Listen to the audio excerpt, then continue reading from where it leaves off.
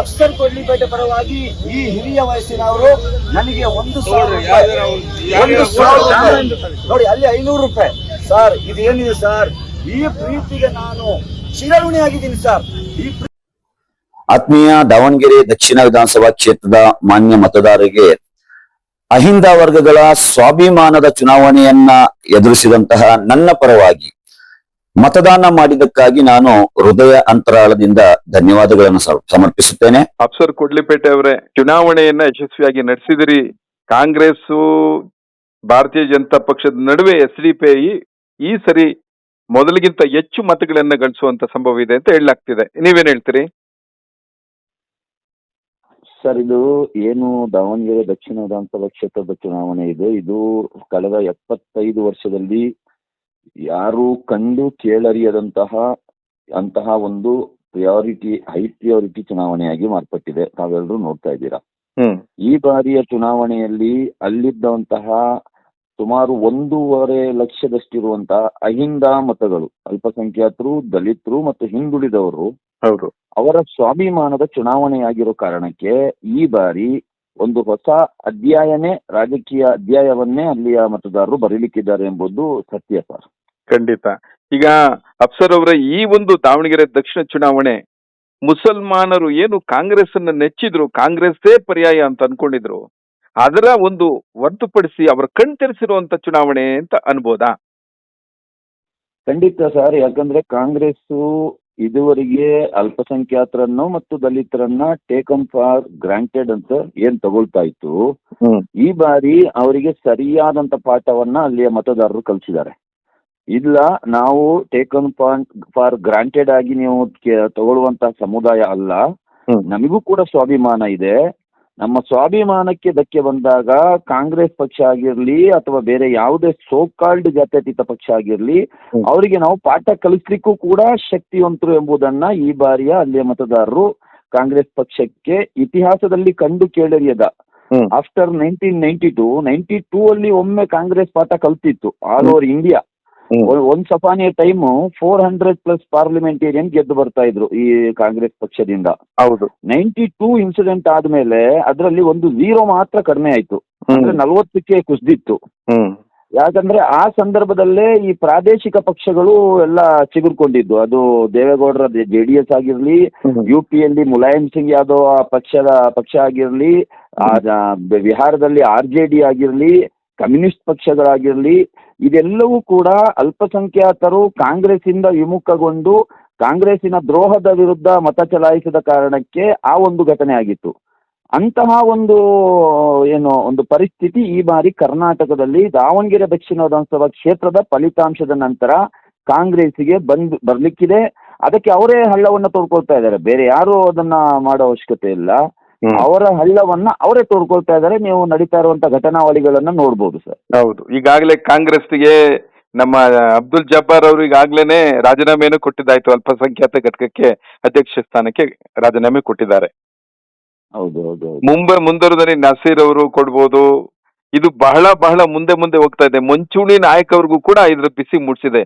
ಇದೇನೇ ಆದ್ರೂ ಕೂಡ 85,000ಕ್ಕೂ ಹೆಚ್ಚು ಜನಸಂಖ್ಯೆ ಇರುವಂತಹ ಓಟುಗಳಿರುವಂತಹ ಮುಸಲ್ಮಾನರ ಕೈಗಳನ್ನ ರಾಜಕೀಯ ಪ್ರಾತಿನಿಧ್ಯ ಕೊಡದೆ ಬಚ್ಚಿಟ್ಕೊಳ್ಳಕ್ಕೆ ಹೇಳಕ್ಕಾಗತ್ತಾ ಯಾವುದೇ ಪಕ್ಷ?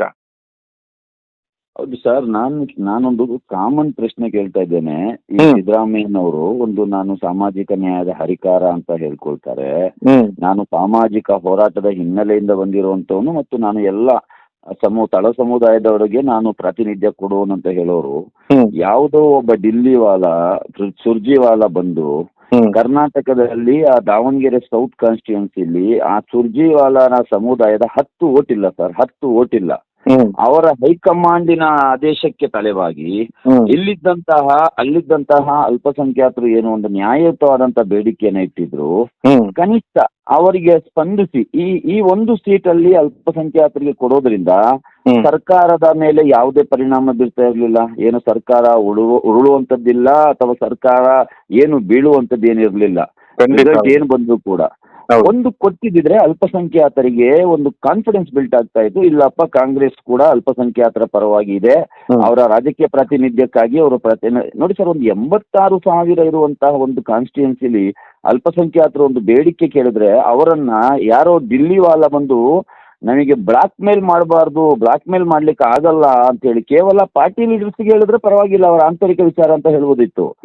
ಇಡೀ ಕರ್ನಾಟಕದ ನಮ್ಮ ಧಾರ್ಮಿಕ ಗುರುಗಳಿಗೆ ಅವಮಾನ ಮಾಡ್ತಾನೆ ಸುರ್ಜಿವಾಲ.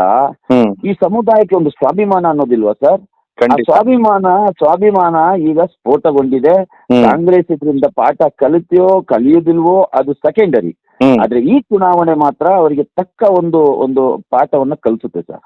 ಖಂಡಿತ. ಮೊನ್ನೆ ನಮ್ಮ ರಿಜ್ವಾನ್ ಅರ್ಷದ್ ಅವರು ಸುದ್ದಿಗೋಷ್ಠಿಯಲ್ಲಿ ಮಾತಾಡ್ತಾ ಇದ್ರು, ಕೆಪಿಸಿಸಿ ನಲ್ಲಿ ಮಾತಾಡ್ತಾ ಇದ್ದಾಗ ಹೇಳಿದ್ರು, ನೋಡಿ ಇದರಲ್ಲಿ ಮಂಚೂಣಿ ನಾಯಕರನ್ನೇ ನಮ್ಮವರೇನೆ ಒಳಗೆ ಮಸಲತ್ತು ಮಾಡಿ ಭಾರತೀಯ ಜನತಾ ಪಕ್ಷನಿಗೆ ನಮ್ಮ ಕಾಂಗ್ರೆಸ್ ಸೋಲ್ಸುವಂತದ್ದು, ಬಿಜೆಪಿ ಗೆಲ್ಸುವಂತದ್ದು ಅಥವಾ SDP ಅವ್ರನ್ನ ಗೆಲ್ಸುವಂತದ್ದಕ್ಕೋ ಯಾರೋ ಮಂಚೂಣಿ ನಾಯಕರ ಸಹಾಯ ಒಳಗೆ ಮಾಡ್ತಾ ಇದ್ದಾರೆ ಅಂತ.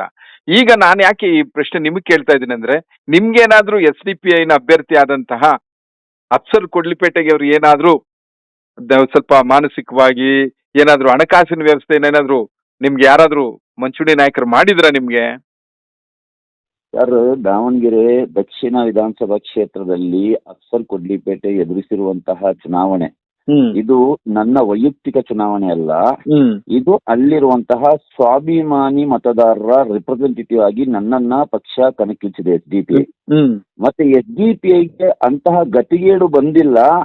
ಒಂದು ಕಾಂಗ್ರೆಸ್ ಪಕ್ಷದಿಂದ ಫಂಡಿಂಗ್ ಪಡ್ಕೊಂಡು ಚುನಾವಣೆ ನಡೆಸುವಂತ ಗತಿಗೇಡು ಬರಲಿಲ್ಲ. ಕಳೆದ 17 ವರ್ಷದಲ್ಲಿ ನಾವು ಗ್ರಾಮ ಪಂಚಾಯತಿಯಿಂದ ಹಿಡಿದು ಪಾರ್ಲಿಮೆಂಟ್ ವರೆಗೆ ಹಲವಾರು ಚುನಾವಣೆಗಳಲ್ಲಿ ನಾವು ಕಂಟೆಸ್ಟ್ ಮಾಡಿದ್ದೇವೆ. ಕೆಲವು ಕಡೆ ನಾವು ಗೆದ್ದಿದ್ದೇವೆ, ಕೆಲವು ಕಡೆ ಸೋತಿದ್ದೇವೆ, ಕೆಲವು ಕಡೆ ಸೋಲ್ಸಿದ್ದೇವೆ. ಇದೆಲ್ಲವೂ ಆಗಿದೆ. ನಮಗೆ ಫಂಡಿಂಗ್ ಕಾಂಗ್ರೆಸ್ ಪಕ್ಷದಿಂದ ಅಂತ ಗಟ್ಟಿಗೇಡು ಬರಲಿಲ್ಲ ಸರ್. ಯಾಕಂದ್ರೆ ನಾವು ಜನರ ಪರವಾಗಿ ಕೆಲಸ ಮಾಡುವಂತಹ ಒಂದು ಪಕ್ಷ ಆದ ಕಾರಣ ನಾವು ಜನರ ಹತ್ರ ಫಂಡ್ ತಗೊಂಡಿದ್ದೇವೆ. ನಿಮಗೆ ಆಶ್ಚರ್ಯ ಆಗ್ಬೋದು. ನಾನೊಂದು ವಿಡಿಯೋ ನಿಮ್ಗೆ ಕಳಿಸ್ಕೊಡ್ತೇನೆ, ನೀವು ಸಾಧ್ಯವಾದ್ರೆ ನಿಮ್ಮ ಚಾನೆಲ್ ಅಲ್ಲಿ ಪ್ಲೇ ಮಾಡಿ. ಖಂಡಿತ. ದಾವಣಗೆರೆ ದಕ್ಷಿಣದಲ್ಲಿ ಈ ರಿಜ್ವಾನ್ ಅರ್ಷದ್ ಅವರಿಗೆಲ್ಲ ಯಾಕೆ ಇಷ್ಟೊಂದು ಹೊಟ್ಟೆ ನೋವು ಬಂತು ಅಂತ ಹೇಳಿದ್ರೆ, ಇವರು ಮೊಹಮ್ಮದ್ ಅಜರುದ್ದೀನ್ ಅನ್ನ ಕರೆಸಿದ್ರು ಸ್ಟಾರ್ ಪ್ರಚಾರಕರಾಗಿ ಹೈದರಾಬಾದ್ ಇಂದ. ಅಫ್ಸರ್ ಕೊಡ್ಲಿಪೇಟೆ ಪರವಾಗಿ 100 ಮೊಹಮ್ಮದ್ ಅಜರುದ್ದೀನ್ಗಳು ಅವರು ಸ್ಟಾರ್ ಅಂತ ಇರದೇ ಇರ್ಬೋದು, ಅವರು ಸ್ಟಾರ್ ಪ್ರಚಾರಕರಾಗದೇ ಇರ್ಬೋದು. ಪ್ರತಿ ಮನೆಗೆ ಪ್ರತಿ ಹಳ್ಳಿಗೆ ಹೋಗಿ ಅಫ್ಸರ್ ಕೊಡ್ಲಿಪೇಟೆ ಪರವಾಗಿ ಚುನಾವಣಾ ಪ್ರಚಾರ ನಡೆಸಿದರೆ 100 ಅಜರುದ್ದೀನ್ಗಳು, ಒಬ್ಬ ಇಬ್ಬ ಅಲ್ಲ. ಅವರಿಗೆ ಇಷ್ಟೆಲ್ಲ ಮಾಡಿಯೂ ಕೂಡ, ಇಡೀ ಕ್ಯಾಬಿನೆಟ್ ಅಲ್ಲಿ ಠಿಕಾಣೆ ಹುಡಿಯೂ ಕೂಡ, CM ಸ್ವತಃ ಅಲ್ಲಿ ಠಿಕಾಣೆ ಹುಡಿ ಕೂಡ, ಅಲ್ಲಿಯ ಮತದಾರರು ಅವರಿಗೆ ಏನು ಒಂದು ರೆಸ್ಪಾನ್ಸ್ ಅನ್ನು ಕೊಟ್ಟಿದ್ದಾರೆ, ಅವರಿಗೆ ಸೋಲುವ ಭೀತಿ ಕಾಡ್ತಾ ಇದೆ. ಈಗ ಅವರು ಫೇಸ್ ಉಳಿಸ್ಕೊಳ್ಳಿಕ್ಕೆ ಬೇಕಾಗಿ ಇಂತಹ ಆರೋಪಗಳನ್ನ ಮಾಡ್ತಾ ಇದ್ದಾರೆ ಹೊರತು ಅಫ್ಸರ್ ಕೊಡ್ಲಿಪೇಟೆ ಪರವಾಗಿ ಅಲ್ಲಿಯ ಮತದಾರರು ಯಾವ ರೀತಿ ನನಗೆ ಪ್ರೀತಿಯನ್ನು ಕೊಟ್ಟಿದ್ದಾರೆ ಅಂದ್ರೆ, ನಾನು ಕ್ಯಾಂಪೇನ್ ಮಾಡ್ತಾ ಇರುವಂತ ಸಂದರ್ಭದಲ್ಲಿ ಲೈವ್ ಮಾಧ್ಯಮದವರಿದ್ದಾರೆ, ಎಲ್ಲ ಲೈವ್ ಹೋಗ್ತಾ ಇದೆ ವಿಡಿಯೋ. ಅಲ್ಲಿ ಬಂದು ನನಗೆ 500 ರೂಪಾಯಿ, 1,000 ರೂಪಾಯಿ, 1,500 ರೂಪಾಯಿ ಅವರ ಬೆವರಿನ ಹಣವನ್ನು ತಂದು ನನಗೆ ನೋಟು ಕೊಟ್ಟಿದ್ದಾರೆ ಮತ್ತು ನನಗೆ ಓಟನ್ನು ಕೂಡ ಕೊಟ್ಟಿದ್ದಾರೆ. ನಾನು ವಿಡಿಯೋ ಕಳಿಸ್ಕೊಡ್ತೀನಿ ನಿಮಗೆ ಬೇಕಾದ್ರೆ. ಇದುವರೆಗೆ ದಾವಣಗೆರೆ ಇತಿಹಾಸದಲ್ಲಿ ಈ ರೀತಿಯಾದಂತ ಘಟನೆ ನಡೆದಿರ್ಲಿಕ್ಕೆ ಇಲ್ಲ. ಎಲ್ಲರೂ ಓಟಿಗಾಗಿ ನೋಟ್ ಕೊಡ್ತಾರೆ, ನನಗೆ ನೋಟ್ ಕೊಟ್ಟು ಓಟ್ ಕೊಟ್ಟಿದ್ದಾರೆ ಸರ್. ಇದೆಲ್ಲವನ್ನ ನೋಡ್ಬೇಕಾದ್ರೆ ಇವರಿಗೆ ಹತಾಶ ಭಾವನೆ ಕಾಡ್ತಾ ಇದೆ. ಇಷ್ಟೆಲ್ಲ ಮಾಡಿಯೂ ಕೂಡ ಅಫ್ಸರ್ ಕೊಡ್ಲಿಪೇಟೆಯನ್ನ ಸೋಲಿಸ್ಲಿಕ್ಕೆ, SDPIಯನ್ನ ಸೋಲಿಸ್ಲಿಕ್ಕೆ ಆಗ್ಲಿಲ್ವಲ್ಲ ಎಂಬ ಕಾರಣಕ್ಕೆ ಕೈಲಾಗದವನ ಕೊನೆಯ ಅಸ್ತ್ರವೇ ಅಪಪ್ರಚಾರ ಅಂತೆ. ಹಾಗಾಗಿ ಅಲ್ಲಮ್ಮ ಪ್ರಭು ಅವರು ಒಂದು ಮಾತನ್ನು ಹೇಳ್ತಾರೆ ಸರ್, ಕೊಟ್ಟ ಕುದುರೆಯನ್ನು ಏರದವನು ಶೂರನ್ನೂ ಅಲ್ಲ ಧೀರನೂ ಅಲ್ಲ ಅಂತೇಳಿ. ಇವರು ಇಷ್ಟೆಲ್ಲ ಪಟಾಲ, ಇವರೆಲ್ಲ ಸ್ಟಾರ್ ಪ್ರಚಾರಕರು, ಇವರೆಲ್ಲ ಬಂದ್ರು. ಅಫ್ಸರ್ ಕೊಡ್ಲಿಪೇಟೆ ಒಬ್ಬ ಬಡವನ ಮಗ, ಒಬ್ಬ ಬಡ ರೈತನ ಕುಟುಂಬದಲ್ಲಿ ಜನಿಸಿದಂತ ಸಾಮಾನ್ಯ ವ್ಯಕ್ತಿ. ಈ Afsar Kodlipete crowd funding appeal ಮಾಡ್ತಾನೆ. ಆ ಕ್ರೌಡ್ ಫಂಡಿಂಗ್ ಅಲ್ಲಿ ರಾಜ್ಯದ ಮೂಲೆಯಿಂದ ಸರ್ ನಾನು 25 ವರ್ಷದಿಂದ ಹೋರಾಟ ರಂಗದಲ್ಲಿದ್ದೇನೆ. ನಾನು ಎಲ್ಲಾ ಸಮುದಾಯದವರ ಹೋರಾಟಕ್ಕೆ ನಾನು ನೇತೃತ್ವ ಕೊಟ್ಟಿದ್ದೇನೆ. ಅದು ಡಾಕ್ಟರ್ ಸರೋಜಿನಿ ಮಹಿಷಿ ವರದಿಯಲ್ಲಿ ಕನ್ನಡಿಗರಿಗೆ ಖಾಸಗಿ ವಲಯದಲ್ಲಿ ಮೀಸಲಾತಿಯ ಹೋರಾಟ ಇರ್ಬೋದು, ರೈತರ ಕೃಷಿ ಕಾಯ್ದೆಗಳ ವಿರುದ್ಧ ಕರಾಳ ಕೃಷಿ ಕಾಯ್ದೆಗಳ ಹೋರಾಟ ಮಾಡಿ ನಾನು ಬಡಗಲ್ಪುರ ನಾಗೇಂದ್ರ ಮತ್ತು ನಮ್ಮ ಕೋಡಿಹಳ್ಳಿ ಚಂದ್ರಶೇಖರ್ ಅಂತಹ ಟಾಪ್ ರೈತ ನಾಯಕರೊಂದಿಗೆ ಅರೆಸ್ಟ್ ಆಗಿರೋದಿರ್ಬೋದು, ಮತ್ತು ನಾನು ಈ ಚರ್ಚ್ಗಳ ಮೇಲೆ ದಾಳಿಯಾದಾಗ ಕೊಪ್ಪಳದಲ್ಲಿ, ಕೋಲಾರದಲ್ಲಿ ಆರ್ಚ್ ಬಿಷಪ್ ಅವರಿಗೆ ಭೇಟಿಯಾಗಿ ಅವರಿಗೆ ಲೀಗಲ್ ಏಡ್ ಕೊಟ್ಟಿರೋದಿರ್ಬೋದು, ದಿನೇಶ್ ಕನ್ಯಾಡಿ ಎಂಬಂತಹ ಒಬ್ಬ ದಲಿತ ಯುವಕನ ಕೊಲೆಯಾದಾಗ ನಾನು ದಕ್ಷಿಣ ಕನ್ನಡ ಜಿಲ್ಲೆಯ ಬೆಳ್ತಂಗಡಿಯಿಂದ ಮಂಗಳೂರಿನ ಜಿಲ್ಲಾಧಿಕಾರಿ ಕಚೇರಿವರೆಗೆ 48 ಕಿಲೋಮೀಟರ್ ಪಾದಯಾತ್ರೆ ನಡೆಸಿದಿರ್ಬೋದು. ಒಳ ಮೀಸಲಾತಿ ಮತ್ತು ಸಾಮಾಜಿಕ ನ್ಯಾಯಕ್ಕಾಗಿ ಕಾಂತರಾಜ್ ಕಮಿಷನ್ ವರದಿ ಟೇಬಲ್ ಮಾಡಲೇಬೇಕು, ಸರ್ಕಾರದ 155 ಕೋಟಿ ರೂಪಾಯಿ ಖರ್ಚು ಮಾಡಿದಂತ ವರದಿಯನ್ನ ಟೇಬಲ್ ಆಗ್ಬೇಕು ಅಸೆಂಬ್ಲಿಯಲ್ಲಿ ಅಂತ ಹೇಳಿ ಉಡುಪಿಯಿಂದ ಬೆಳಗಾವಿಯವರೆಗೆ 10 ಜಿಲ್ಲೆಗಳ ಪಾದಯಾತ್ರೆ ಮಾಡಿರೋದು ಇರ್ಬೋದು. ಇಂಥ 10 ಹಲವಾರು ಹೋರಾಟ. ದಿಡ್ಡಳ್ಳಿಯ ಆದಿವಾಸಿಗಳ ನಿರಾಶ್ರಿತರಾದಾಗ 1 ವರ್ಷದ ಹೋರಾಟ, ದಿಡ್ಡಳ್ಳಿಯಿಂದ ಬೆಂಗಳೂರಿಗೆ ಜಿಗ್ನೇಶ್ ಮೇವಾನಿ ಮತ್ತು ಗೌರಿ ಲಂಕೇಶ್ ಒಟ್ಟಿಗೆ ಪಾದಯಾತ್ರೆ ಇರ್ಬೋದು. ಇಂಥ ಹೋರಾಟ ಮಾಡಿದ ಒಬ್ಬ ಹೋರಾಟಗಾರರನ್ನ ಸೋಲಿಸ್ಲಿಕ್ಕೆ ಸಾಧ್ಯವಾಗ್ಲಿಲ್ವಲ್ಲ ಎಂಬಂತ ಹತಾಶ ಭಾವನೆ ಈ ಮಟ್ಟಕ್ಕೆ ಅವರನ್ನ ಆರೋಪ ಮಾಡ್ಲಿಕ್ಕೆ ಪ್ರೇರೇಪಿಸ್ತಾ ಇದೆ ಹೊರತು ಈ ರಿಜ್ವಾನ್ ಅರ್ಷದ್ ಅಥವಾ ಯಾರೆಲ್ಲ ಆರೋಪ ಮಾಡ್ತಾ ಇದ್ದಾರೆ ಅವರಿಗೆ ಒಂದು ಪ್ರಶ್ನೆಯನ್ನು ನಾನು ನಿಮ್ಮ ಮಾಧ್ಯಮದ ಮುಖಾಂತರ ಕೇಳ್ತೇನೆ. ಖಂಡಿತ. ನೀವು ನಿಮ್ಮ ರಾಜಕೀಯ ಇತಿಹಾಸದಲ್ಲಿ ಯಾವತ್ತಾದ್ರೂ ಒಂದು ದಿನ ಅಸೆಂಬ್ಲಿಯ ಒಳಗಡೆ ಆ ದಾವಣಗೆರೆಯ ನಿರಾಶ್ರಿತರು, ಹೆಗಡೆ ನಗರದ ನಿರಾಶ್ರಿತರನ್ನ ಅಲ್ಲಿಂದ ಬೆಕ್ಕಲೆಬ್ಬಿಸಿ 10 ಕಿಲೋಮೀಟರ್ ದೂರದಲ್ಲಿ ಅವರಿಗೆ ಒಂದು ಕಾಡು ಪ್ರದೇಶದಲ್ಲಿ, ಬಯಲು ಪ್ರದೇಶದಲ್ಲಿ ಹೋಗಿ ನೀವು ಹಾಕಿದ್ರಲ್ಲ, ಅವರ ಪರವಾಗಿ ಯಾವುದಾದ್ರೂ ಒಂದು ಹೋರಾಟ ಮಾಡಿದ್ದೀರಾ ಅಥವಾ ಒಂದು ಪ್ರಶ್ನೆಯನ್ನು ಕೇಳಿದ್ದೀರಾ? ಇದೇ ಅಫ್ಸರ್ ಕೊಡ್ಲಿಪೇಟೆ ದಾವಣಗೆರೆಯ ಹೆಗಡೆ ನಗರ ನಿವಾಸಿಗಳ ನಿರಾಶ್ರಿತರ ಸಮಸ್ಯೆ ಆದಾಗ 5 ದಿನ ದಾವಣಗೆರೆಯಲ್ಲಿ ಠಿಕಾಣೆ ಹೂಡಿ ಅವರ ಪರವಾಗಿ ಪ್ರತಿಭಟನೆ ಮಾಡಿದ್ದಾನೆ, ಪ್ರೆಸ್ ಕಾನ್ಫರೆನ್ಸ್ ಮಾಡಿದ್ದಾನೆ, ಅವರ ಪರವಾಗಿ ಮುಖ್ಯಮಂತ್ರಿ ಮತ್ತು ವಸತಿ ಸಚಿವರಿಗೆ ರಿಪ್ರೆಸೆಂಟೇಷನ್ ಅನ್ನು ಕೊಟ್ಟಿದ್ದಾನೆ. ಹಾಗಾಗಿ ನೀವು ಯಾವತ್ತೂ ಅಲ್ಲಿಯ ಜನರ ಬಗ್ಗೆ ಕಾಳಜಿ ಇಲ್ದವರು ಈಗ ಆಲ್ ಆಫ್ ಎ ಸಡನ್ ಉಪಚುನಾವಣೆಯಲ್ಲಿ ಬಂದು ಅಲ್ಲಿಯ ಜನರ ಮೇಲೆ, ಅಲ್ಲಿಯ ಜನರನ್ನ ನೀವು ಯಾವ ಫೇಸ್ ಇಟ್ಕೊಂಡು ನೀವು ಮತ ಕೇಳಲಿಕ್ಕೆ ಹೋಗ್ತೀರಾ? ಇದು ಅಲ್ಲಿಯ ಜನರು ಹೇಳ್ತಾ ಇದ್ದಾರೆ. ಹಾಗಾಗಿ ನಿಮಗೆ ನೈತಿಕತೆ ಇಲ್ಲ. ಅಲ್ಲಿಯ ಜನರ ಪರಿಸ್ಥಿತಿ ಏನಿದೆ ಸರ್, 35-40 ವರ್ಷದಿಂದ ಒಂದೇ ಕುಟುಂಬದಿಂದ MP ಆಗ್ತಾ ಬರ್ತಾ ಇದ್ದಾರೆ, ಒಂದೇ ಕುಟುಂಬದಿಂದ ಮಿನಿಸ್ಟರ್ ಆಗಿದ್ದಾರೆ, ಒಂದೇ ಕುಟುಂಬದಿಂದ MLA ಇದ್ದಾರೆ. ತಾಯಿ MP, ತಂದೆ ಮಿನಿಸ್ಟರು, ಈಗ ಮಗ MLA ಅಂದ್ರೆ ಬಾಕಿ ಇರುವಂತವ್ರು ಏನು ಅಲ್ಲಿಯ ಗುಲಾಮರಾಗಿ ಇರ್ಬೇಕಾ ಸರ್? ಇದು ಪ್ರಜಾಪ್ರಭುತ್ವನ ಅಥವಾ ರಾಜಪ್ರಭುತ್ವನ? ಏನಾದ್ರೂ ಡೈನೆಸ್ಟಿ ಮಾಡ್ಕೊಂಡಿದಾರ ಇವರು?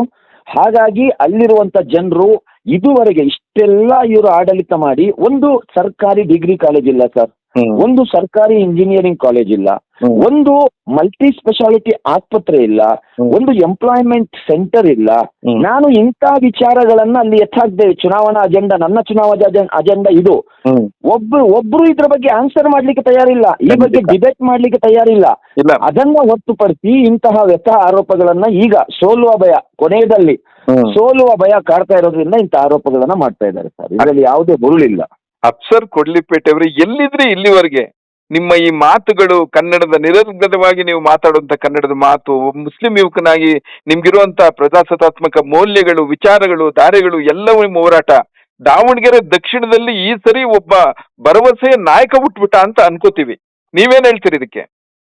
ಸರ್, ನಾನು ಕರುನಾಡ ಮಗ, ಕನ್ನಡಿಗ, ಅಪ್ಪಟ ಕನ್ನಡಿಗ. ಈ ಕರ್ನಾಟಕದ ಯಾವುದೇ ಮೂಲೆಯಲ್ಲೂ ಕೂಡ ಯಾವುದೇ ಕನ್ನಡಿಗನಿಗೆ ಮೋಸ ಆದಾಗ, ಅನ್ಯಾಯ ಆದಾಗ ಈ ಅಫ್ಸರ್ ಕೊಡ್ಲಿಪೇಟೆ ಯಾವತ್ತೂ ಅವನ ಧರ್ಮ ಯಾವುದು ಅಂತ ನೋಡ್ಲಿಲ್ಲ, ಅವನ ಜಾತಿ ಯಾವುದು ಅಂತ ನೋಡ್ಲಿಲ್ಲ, ಅವನ ಭಾಷೆ ಯಾವುದು ಅಂತ ಕೂಡ ನಾನು ನೋಡ್ಲಿಲ್ಲ.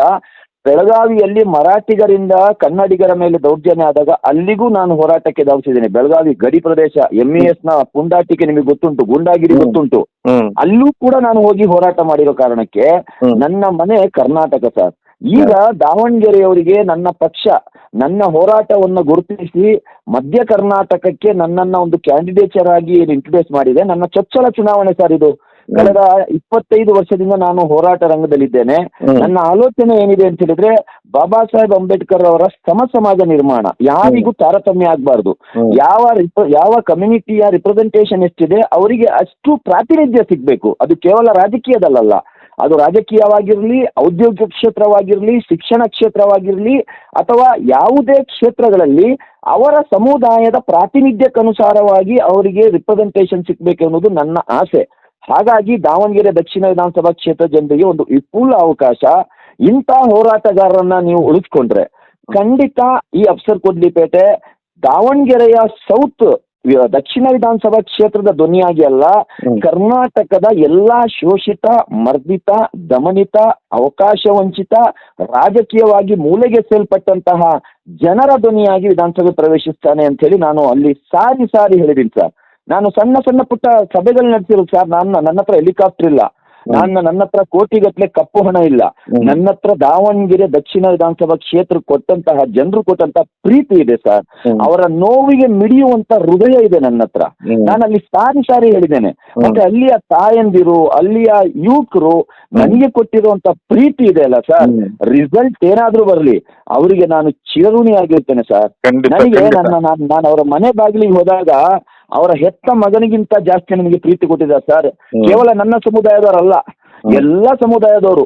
ಅಲ್ಲೊಂದು ಮರಾಠರ ಬೀದಿ ಇದೆ ಸರ್. ಅಲ್ಲಿ ನಾನು ಹೋದಾಗ ಒಂದು ತಾಯಿ ನನಗೆ ಭರವಸೆ ಕೊಡ್ತಾರೆ, ನಿಮ್ಮ ಅಲ್ಲಾಹನ ಮೇಲೆ ಆಣೆ, ನನ್ನ ಮತ ನಿಮಗೆ.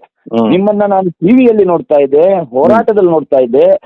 ನೀವು ನನ್ನ ಮನೆ ಬಾಗಿಲಿಗೆ ಬಂದಿದ್ದೀರಾ, ನಿಮ್ಮಂತವರಿಗೆ ಮತ ಕೊಡ್ಲಿಲ್ಲ ಅಂದ್ರೆ ಆ ಭಗವಂತ ನನ್ನ ಮೆಚ್ಚಲ್ಲ ಅಂತೇಳಿ ಆ ತಾಯಿ ಆಶೀರ್ವಾದ ಮಾಡಿದ್ದಾರೆ ನನಗೆ.